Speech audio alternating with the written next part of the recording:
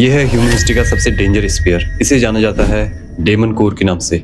ये एक संतरे के आकार का प्लूटोनियम का एक गोला है जिसे वर्ल्ड वॉर 2 के लिए बनाया गया था, जो थर्ड न्यूक्लियर बम में इस्तेमाल होने वाला था। लेकिन जब जापान ने सरेंडर कर दिया तो बम का इस्तेमाल कभी नहीं हुआ। इसके बाद वैज्ञानिक इस पे अलग अलग एक्सपेरिमेंट करने लगे। वैज्ञानिक ये देखना चाहते थे कि कितना पास जाने पर ये प्लूटोनियम का कोर रिएक्शन शुरू कर देता है। इसके लिए वे इसके चारों ओर मेटल बॉक्स को रखते थे।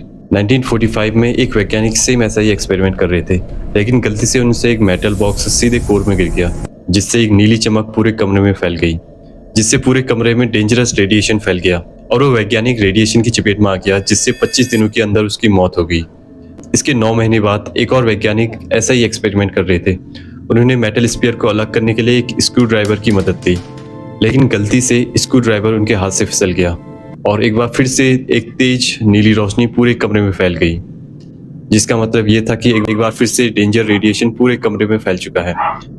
उन्होंने उसे रोकने के लिए अपने हाथों का इस्तेमाल किया, जिससे वो रेडिएशन की चपेट में आ गए और 9 दिनों के अंदर उनकी मौत हो गई। बाद में वैज्ञानिकों ने इस एक्सपेरिमेंट को पूरी तरीके से बंद कर दिया, लेकिन तब तक 2 लोगों की जान जा चुकी थी और बहुत सारे वैज्ञानिक रेडिएशन की चपेट में आ चुके थे।